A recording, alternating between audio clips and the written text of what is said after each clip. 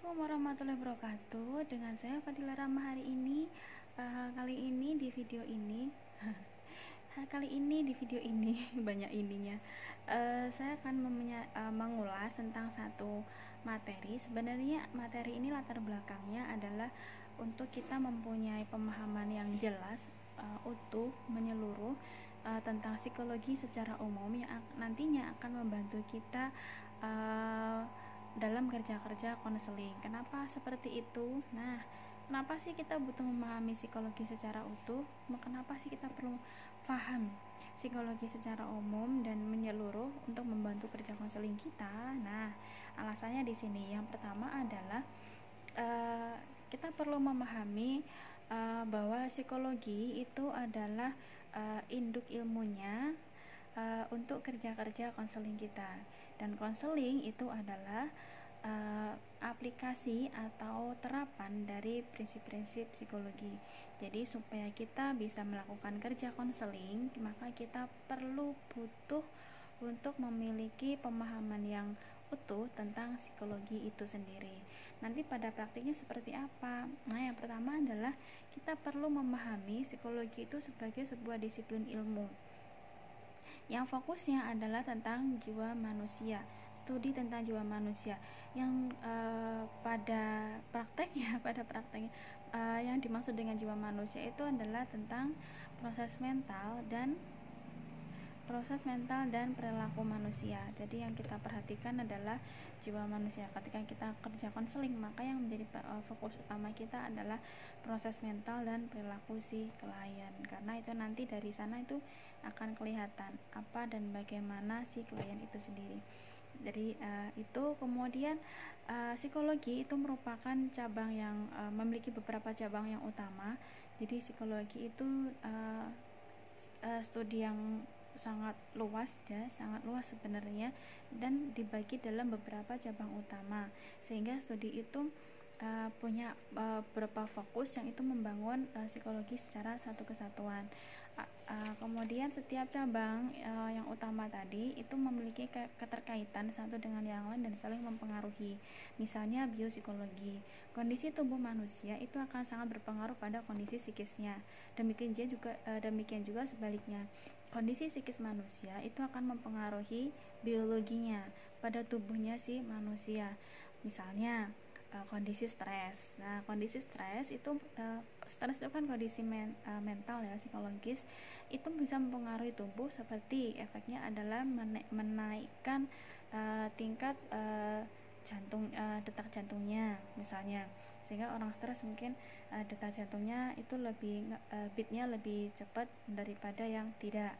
Dan makanya kadang kan dokter bisa tahu ya dengan mendengar ketika dipakai stetoskop gitu, dokter tahu ini orang sebetulnya sakitnya karena stres atau karena faktor yang lain. Jadi orang-orang yang psikosomatis misalnya, itu akan kelihatan sebetulnya kalau kondisi fisiknya sebetulnya tidak masalah, tetapi dia merasa ada keluhan-keluhan kayak gitu. Demikian juga sebaliknya ya, kondisi tubuh itu juga sangat mempengaruhi kondisi psikis manusia. Misalnya apa? Misalnya orang sakit itu kondisi yang sangat tidak nyaman untuk dilalui. Sakit apapun ya, mulai sakit, apalagi kalau sakit gigi itu kayaknya hari-hari itu bad mood mulu ya. Itu juga sangat mempengaruhi.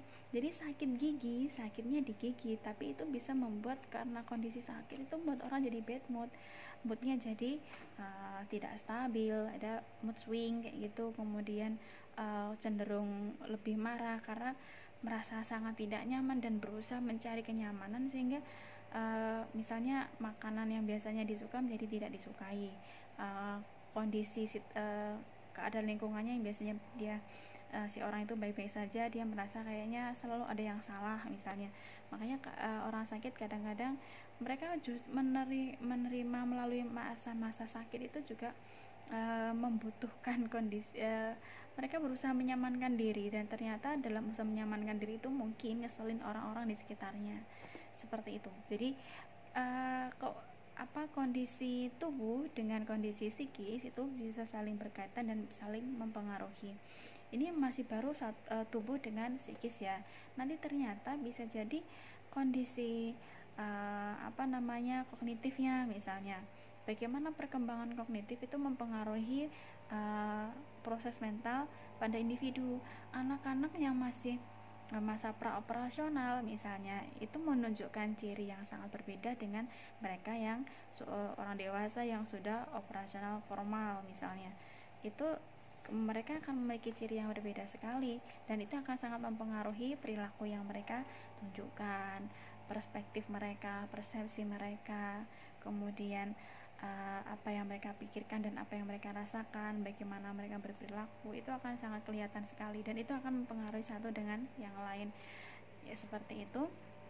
Kemudian apa saja sih cabang-cabang psikologi? Ini masih banget ya, karena sudah materi ini kan sebetulnya awal banget diterima saat kuliah ya kan, tapi apa salahnya sih kita mengulang kembali. Ada cabang psikologi yang khusus mempelajari tentang fisik, nah itu dengan biopsikologi, bagaimana tubuh berinteraksi dengan psikis atau kondisi psikis dengan tubuh, misalnya kondisi fisiologis, bagaimana hormon itu bisa sangat mempengaruhi kondisi psikis seseorang.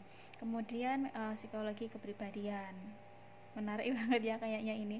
Psikologi kepribadian, ada psikologi perkembangan, ada psikologi organisasi, ada psikologi kognitif, ada psikologi abnormal, ada psikologi sosial misalnya, atau klinis misalnya ya, itu cabang-cabangnya. Dan yang perlu kita pahami adalah setiap aspek tadi, setiap cabang tadi itu dialami oleh manusia sepanjang hidupnya, dan semuanya berkembang. Seperti kemampuan seseorang bersosialisasi atau interaksinya secara sosial atau dengan orang lain itu akan terus berkembang. Anak-anak memiliki pola interaksi yang berbeda dengan orang dewasa. Orang dewasa itu juga nanti pada tahapan fase yang mana. Orang fase awal memiliki kecenderungan yang berbeda dengan orang yang fase dewasanya menengah atau akhir, karena masing-masing memiliki kebutuhan yang spesifik. Nah, yang itu akan membedakan bagaimana mereka berperilaku dan berpikir. Seperti orang dewasa awal, mereka akan berfokus misalnya mencari pasangan, stabilitas dalam pekerjaan atau penghasilan misalnya. Kemudian ketika ini sudah terpenuhi pada fase awal, maka ketika mereka masuk ke fase menengah, mereka mulai lebih terfikir ke hal-hal yang lebih advance, naik lagi gitu ya. Misalnya mereka lebih ke rasa diterima oleh orang lain misalnya, itu menjadi penting. Punya peran di dalam komunitas atau masyarakatnya itu menjadi sebuah kebutuhan bagi mereka. Karena apa? Ketika mereka itu mampu berkontribusi positif dengan masyarakat, itu menaikkan rasa harga dirinya, self estimasi, estimnya, efikasi dirinya misalnya, seperti itu. Dan ini nanti akan berbeda lagi ketika memasuki dewasa akhir. Ketika memasuki dewasa akhir itu akan kebutuhan bersosialisasi dengan orang lain itu juga sangat berbeda. Mungkin mereka lebih banyak berinteraksinya dengan yang lebih nyaman dengan yang seusia, karena mungkin merasa lebih difahami, merasa lebih memiliki keadaan atau menghadapi situasi yang sama. Itu membuat mereka lebih mudah untuk menerima keadaan diri. Karena apa? Pada usia fase akhir biasanya sudah melewati masa-masa pensiun, di mana ada mungkin post power syndrome, kemudian bagaimana mereka melalui masa-masa pensiun misalnya, dari sebelumnya banyak kesibukan menjadi 0 kesibukan atau 0 kesibukan, itu membuat mereka harus melatih lagi istilahnya kalau ganti gigi kayak itulah, speednya disesuaikan. Kemudian mereka mungkin juga mulai lebih peduli pada apa yang mereka konsumsi, karena itu akan mempengaruhi kondisi tubuhnya, seperti itu. Dan itu akan terus berlangsung. Itu baru satu aspek ya, keperkembangannya. Kemudian aspek sosialnya, kemudian kepribadiannya, kemudian kognitifnya, karena setiap fase perkembangan itu memiliki kemampuan kondisi kognitif yang berkembang masing-masing, dan itu perlu kita pahami. Dan itu artinya begini, ini akan membangun kita satu pemahaman bahwa orang atau individu, si klien yang kita hadapi adalah manusia, dimana pada usia dia, katakanlah kalau klien kita ini usianya 20-an dan mulai merencanakan karir misalnya, mereka juga kita perlu memandang dia pada usianya, dia pada fase yang mana, dan kalau dia memiliki keinginan seperti itu, apakah itu sudah sesuai dengan fase perkembangannya atau tidak. Kemudian interaksi sosial seperti apa yang penting bagi dia. Kemudian secara kognitif bagaimana dia berpikir, apa yang perspektif apa, persepsinya bagaimana, apakah persepsinya sudah tepat atau dan seterusnya. Kemudian juga kepribadiannya, pada usia 20-an tahun mereka umumnya memiliki kepribadian yang seperti apa, apakah kepribadiannya berkembang dengan matang atau tidak, atau adakah masalah-masalah. Misalnya usia 30 tahun misalnya, tapi tidak punya greget untuk mencari pekerjaan, tidak punya dorongan untuk mandiri secara finansial. Tentunya ini masalah, karena pada usia dewasa, usia 30-an itu idealnya manusia itu, seseorang atau individu itu sudah memiliki mapan, jadi secara karir, mungkin secara penghasilan atau di pekerjaan mereka sudah mulai membangun keluarga misalnya.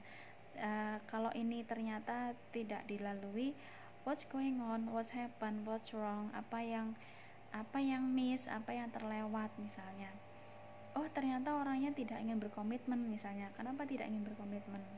Apakah itu pilihan ataukah karena itu dilatar belakangi oleh mungkin peristiwa tertentu, atau memang si individu itu memiliki tujuan tertentu, atau mereka memiliki persepsi tertentu tentang pernikahan, tentang berpasangan, relationship dan seterusnya.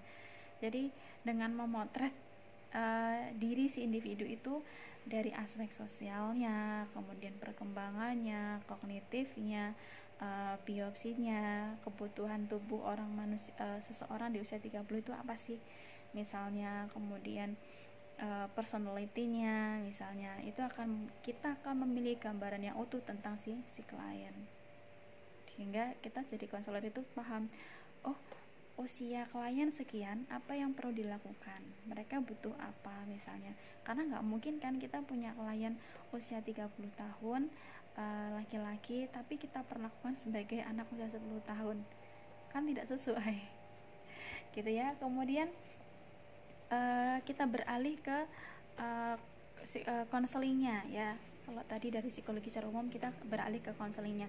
Konseling itu sebagai salah satu psikologi terapan. Jadi ada basic psychology dan ada yang applied. Kalau applied itu berarti prinsip-prinsip di dalam psikologi itu diterapkan pada sebuah penerapannya pada sesuatu yang spesifik. Misalnya dalam hal ini yang kita bahas adalah konseling. Jadi konseling itu akan sepenuhnya akan menggunakan prinsip-prinsip psikologi. Jadi yang mana prinsipnya mulai dari pendekatan itu lebih di atasnya teori ya, pendekatan, kemudian bawahnya ada teori, kemudian setelah teori ada metode atau teknik.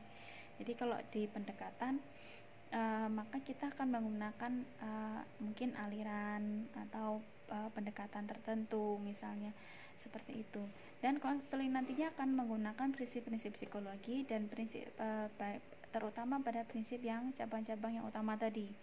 Jadi kalau di biopsi seperti apa, kalau di kognitif itu bagaimana, kemudian di psikologi sosial. Nah, kita akan memotret si klien dengan aspek-aspeknya. Kemudian prinsip-prinsip yang akan nantinya menjadi bekal utama konselor dalam konseling, karena prinsip-prinsip itulah kita memandang si klien itu dengan kacamata tertentu, dengan sudut pandang tertentu. Itu kita menggunakan, jadi kalau ibaratnya kita mau mengenali sebuah objek, itu kita melihat objek itu dengan teropong. Nah, pendekatan atau paradigma atau landasan filsafatnya itulah yang akan menjadi teropong bagi kita untuk melihat si klien. Kalau kita pakai teropong humanistik, maka akan kelihatan sisi-sisi humanistiknya si klien. Kalau kita menggunakan teropong kognitif, maka akan tampak sisi-sisi kognitifnya si klien. Sama juga kalau kita melihatnya dari teropong perkembangan, maka akan terlihat bagaimana perkembangan si klien. fase perkembangan dan seterusnya, seperti itu ya. Kemudian memahami itu semua, cabang-cabang tadi dan penggunaannya itu akan sangat membantu. Jadi kalau ternyata klien itu masih bingung, ini klien konselornya bingung kliennya diapain, terus habis ini digimanain, ini dikasih apa. Nah, itu bisa jadi karena kitanya sendiri sebagai konselor itu belum memiliki pemahaman yang utuh tentang psikologi, atau mungkin itu karena gugup, begitu gugupnya sampai ngeblank. Mungkin aja kan ya. Nah, pertanyaannya berikutnya adalah apa yang harus difahami dari psikologi yang utuh tadi. Psikologi yang utuh itu kita pecah menjadi 3 hal yang harus difahami. Yang pertama adalah paradigma mendasar tiap pendekatan atau perspektifnya. Paradigmanya apa, filsafatnya apa, maksudnya landasan filosofi human view-nya itu pakainya yang mana, karena ini akan sangat berbeda. Bayangkan kita memilih misalnya pakai humanistik, itu memiliki view atau view filsafat atau pandangan manusianya berbeda dengan kognitif, berbeda lagi dengan psikodinamika, berbeda lagi nantinya dengan misalnya kognitif dan seterusnya, apalagi yang behavior. Masing-masing itu memiliki kekhasan. Makanya saya bilang tadi, ibaratnya pendekatan itu teropong. Ketika kita ganti teropong, maka yang tampak pun akan bisa jadi berbeda. Kalau kita ngasih teropongnya, oh ini warnanya kuning, lensanya kasih kuning, maka yang tampak itu objeknya jadi warna kuning. Nah, kalau teropongnya pakai yang biru, maka yang tampak menjadi warna biru. Seperti itu juga ya. Yang pertama adalah landasan filsafatnya. Yang kedua adalah prinsip atau asumsi teori. Jadi setelah pendekatan diturunkan ke teori. Dan prinsip-prinsip dan teori itu menekankan pada apa? Penekannya pada apa, kemudian konsepnya apa, memandang manusia itu seperti apa, nanti akan tampak pada teorinya. Dan asumsi teori jika ada teori-teori yang menggunakan asumsi, ada yang tidak menggunakan. Jadi kayak misalnya asumsi itu kayak apa ya, orang akan kelihatan begini jika, seperti itu asumsi teori. Dan kalau ada teori yang punya asumsi, nah asumsi itu harus dihitung, seperti itu ya.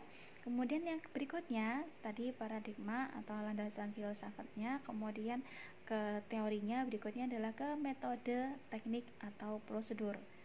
Jadi setiap teori itu pasti memiliki prosedur yang khas. Jadi kalau kita menggunakan psikoanalisis, nantinya prosedurnya akan sangat berbeda dengan kognitif, berbeda dengan behavioral, beda lagi dengan humanistik. Karena masing-masing itu memiliki metode sendiri, punya teknik sendiri, punya prosedur sendiri. Karena apa? Itu sebetulnya dipecah, di breakdown dari teori. Jadi kalau pandangan filsafatnya seperti humanistik itu melihat sisi positif manusia, bahwa manusia itu punya kehendak, manusia itu memiliki keinginan untuk lebih baik, keinginan untuk menjadi pribadi yang positif. Manusia itu memiliki kecenderungan pada kebaikan, sehingga manusia itu secara alaminya dia akan berusaha membuat dirinya baik, misalnya akan selalu seperti itu, potensi itu selalu ada. Jadi nanti bagaimana membuat si klien ini berpikiran positif, melihat dengan kacamata yang positif. Nah, nanti akan itu terpecahkan menjadi prosedur-prosedur atau teknik atau metode. Akan selalu begitu, ya. Nah, kita bahas ulas satu persatu. Jadi tadi adalah yang harus dipahami adalah pandangan filsafat. Ya, kita tahu bahwa namanya pemikiran atau ide itu selalu diawali dengan konsep dasarnya yang mencerminkan pandangan filsafatnya atau pandangannya tentang manusia atau human view. Dia itu melihat manusia itu dengan teropong seperti apa? Selalu begitu. Karena psikoanalisis memiliki human view yang berbeda dengan kognitif, berbeda dengan humanistik, beda lagi dengan behavioral. Dan itu akan beda sekali. Sehingga nanti ketika kita melihat klien itu, klien ini saya ngeliatnya pakai apa nih ya, pakai psikoanalisis, makanya akan tampak sisi-sisi psikoanalisisnya, bawah sadarnya, hal-hal yang tidak disadari, kemudian masa lalunya itu akan menjadi penting. Tetapi dalam behavioral, masa lalu itu tidak penting, adalah dia perilakunya yang ada sekarang seperti apa. Jadi whatever dia sebabnya apa, selesaikan perilakunya. Dan yang mana ini juga akan berbeda dengan humanistik. Kalau humanistik melihatnya manusia itu penekanannya bahwa manusia itu punya kehendak. Jadi apapun terjadi pada masa lalunya itu masa lalu dan selesai. Yang penting adalah bagaimana dia sekarang membantu si klien untuk sekarang move on seperti itu dengan cara yang positif. Jadi kelihatan ya setiap ini. Kalau ada yang masih ingat bukunya Gerald Corey, teori dan teknik konseling dan psikoterapi ya, Gerald Corey, coba dilihat lagi. Nanti saya nggak ingat babnya yang mana, kan ditunjukkan masing-masing pendekatan itu penekanannya pada apa. Sangat mudah, sangat membantu kita untuk memahami, membedakan di antara pendekatan-pendekatan atau paradigma human view-nya, kan kelihatan sekali. Itu ya. Kemudian pandangan dasar tentang manusia tadi itu akan menjadi teori dan nantinya akan dipecah lagi menjadi prosedur atau teknik atau metode tertentu. Ini sangat sudah pasti akan seperti itu ya. Nah, jadi pandangan filsafatnya, kalau kita apa sih untungnya kita memahami pandangan filsafatnya, ini akan membantu kita untuk melihat si klien itu dalam bentuk seperti apa, kayak gitu. Jadi awalnya itu kita ngeliat klien itu dengan seperti apa, apakah dia klien psikoanalisis apakah dia klien kognitif dan seterusnya, sesuai dengan permasalahan yang dihadapi klien ya tentunya. Kemudian yang kedua adalah tadi paradigmanya, sekarang ke teorinya, prinsip-prinsip teorinya. Kemudian kalau teori itu punya asumsi, nah ini harus kita pahami. Kenapa? Dari pandangan filsafatnya nanti akan kita ketemu dengan mungkin hukum, mungkin postulat, mungkin definisi. Karena ketika misalnya humanistik misalnya ya, ketika di satu teori dengan teori yang lain mungkin menerjemahkan motivasi itu apa sih, nah nanti akan menemukan definisi yang berbeda-beda. Jadi perlu kita ingat ya, satu pendekatan bisa jadi melahirkan teori yang berbeda-beda. Human view-nya sama tetapi teorinya berbeda. Ini kalau saya ngasih contoh misalnya punyanya humanistik, misalnya psikologi humanistik. Humanistik itu ada beberapa tokoh yang kita kenal, misalnya ambil aja Maslow itu tokoh, dia menekankan pada bahwa manusia itu, ini teori motivasi ya, teori motivasi yang Maslow itu dari aliran atau pendekatan humanistik, melihat manusia itu memiliki potensi kehendak, unsur yang perlu bukan eksplorasi, unsur yang perlu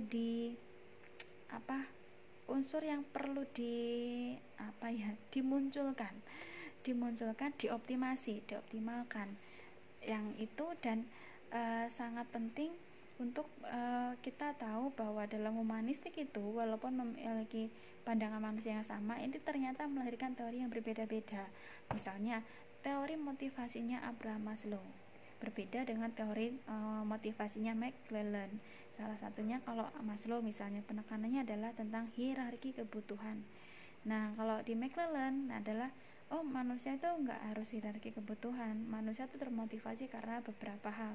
Misalnya orang akan termotivasi jika dia butuh yang namanya penghargaan, punya achievement, dia akan punya kebutuhan untuk mencapai sesuatu. Jadi bukan hierarkinya tapi sesuatu, mencapai sesuatu itu. Jadi lebih passionnya kayak gitu, karena orang lebih termotivasi untuk mencapai passionnya ya, atau dia mencapai tujuan tertentu karena ada sesuatu yang diharapkan, nggak peduli itu apakah itu basic need atau bukan, seperti itu. Jadi human view-nya sama tetapi teorinya bisa melahirkan teori yang berbeda kayak gitu ya.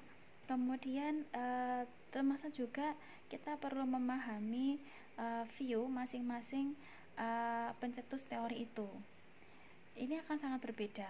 apa yang dihadapi oleh Maslow itu berbeda dengan yang dihadapi oleh McLellan, sehingga mereka memiliki teori yang berbeda seperti itu. Dan ini sangat banyak, jadi riwayat, kita mengetahui riwayat pencetus masing-masing teori itu kita perlu banget memahami, karena itu akan membantu kita memiliki view yang utuh tentang si teori itu juga. Oh ternyata Maslow itu latar belakangnya seperti ini, McLellan itu latar belakangnya berbeda lagi. Dan karena saya herannya begini, dalam bukan heran ya, di dalam psikologi itu kondisi atau situasi yang dihadapi orang itu bisa sangat memunculkan yang berbeda sekali. Viktor Frankl mengalami di camp Nazi misalnya, kemudian Erich Fromm beda lagi, mereka punya experience pengalaman hidup yang beda. Freud juga begitu, latar kehidupannya dimulai dari seorang dokter punya pasien, tertarik dengan kondisi psikisnya pasiennya seperti itu. Dan termasuk J.B. Watson, kemudian Pavlov, itu kita akan melihat, oh kenapa seorang Pavlov itu memiliki teori seperti itu, kenapa Bandura itu lebih memilih bahwa teori belajar sosial misalnya, kenapa yang seperti itu, kehidupan seperti apa yang dialami oleh seorang Bandura sehingga mencetuskan teori seperti tadi ya, tentang belajar. Dan itu sangat penting, ini yang sangat membantu kita untuk memahami view si pencetus teori itu ya. Nah berikutnya setelah teori kita ke metode atau teknik atau prosedur. Metode, teknik atau prosedur ini menjadi rincian atau breakdown atau pecahan dari tadi pendekatan. Kemudian yang kedua adalah teori, berikutnya adalah teknik atau prosedur. Jadi setiap teori itu pasti akan memiliki prosedur-prosedur, bisa jadi sama dengan teori yang lain, bisa jadi berbeda. Dan ini akan menjadi ciri khas teori itu sendiri, punya cirinya begitu. Nah yang menjadi catatan adalah bisa jadi beberapa teori itu mungkin saja memberikan kelonggaran kepada konselor untuk mengembangkan sendiri teori atau teknik sendiri, jadi kreativitasnya konselor. Tapi biasanya ciri teorinya ini yang selalu muncul. Kalau kita misalnya pakai teorinya Maslow misalnya, kita kembangin deh coba caranya kalau dengan pendekatan personal itu nantinya bentuknya seperti apa. Kalau ternyata klien saya adalah orang yang introvert, pendekatannya berbeda dengan extrovert, jadi nanti mungkin ada beberapa titik-titik itu yang menjadi kreativitas si konselor. Jadi konselor tetap juga kreatif dong ya. Kemudian misalnya behavioristik. Kalau behavioristik sebetulnya contohnya banyak ya, banyak banget menekankan, karena behavioristik itu penekanannya pada perilaku klien, maka umumnya ditunjukkan oleh tindakan atau kebiasaan misalnya. Maka nanti juga prosedur untuk perilakunya bagaimana, apakah konselor itu mungkin mempertimbangkan untuk kita nggak usah menghapus kebiasaan itu, tapi menciptakan kebiasaan yang baru yang lebih positif misalnya. Harapannya dengan kebiasaan baru yang lebih positif itu lebih sering dimunculkan, kebiasaan negatifnya semakin terkurangi, bisa jadi begitu. Atau melatihkan kebiasaan baru, atau mengubah persepsinya dulu sebelum mengubah perilakunya pakai CBT. Nah itu jadi 3 hal yang penting tadi. Gunanya adalah memahami psikologi secara utuh dan mendalam, akan membantu kerja-kerja konselor. Jadi ketika kita dapat klien, konselor juga akan segera terpikir, ini klien bagusnya pakai pendekatan yang mana ya, pakai teori yang mana ya, pakai prosedur yang mana. Kalau misalnya kayaknya masa lalunya ada sesuatu yang miss nih, perlu dicari tahu, nah berarti saya harus pakai psikoanalisis. Kalau psikoanalisis mungkin saya mungkin perlu pakai asosiasi bebas. Nah untuk membuat klien itu mengeluarkan pikiran atau perasaan yang terpendam sehingga klien itu mengalami katarsis misalnya. Jadi ketika dapat klien itu si konselor langsung terbayang, nanti pakai yang mana ya, kayak gitu.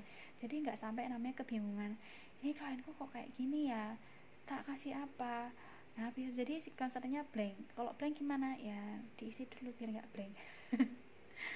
Ya, kayaknya ribet, kayaknya susah gitu ya. Tapi after all itu ya itu memang seperti itulah kerja-kerja klien. Dan itu dengan kita semakin memahami psikologi secara umum, semoga itu membantu kita untuk lebih mudah dalam membantu klien.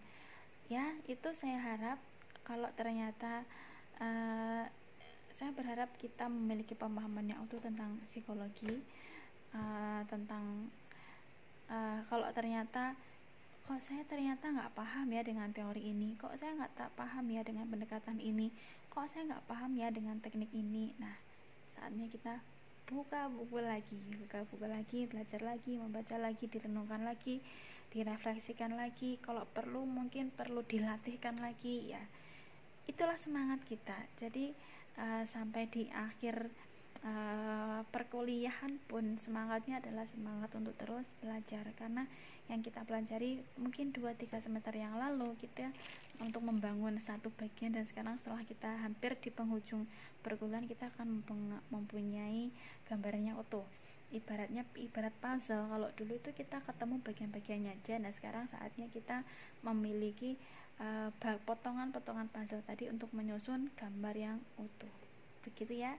Terima kasih sudah menyaksikan, terima kasih sudah menyimak sampai selesai. Semoga mudah dipahami, semoga bermanfaat. Terima kasih. Assalamualaikum.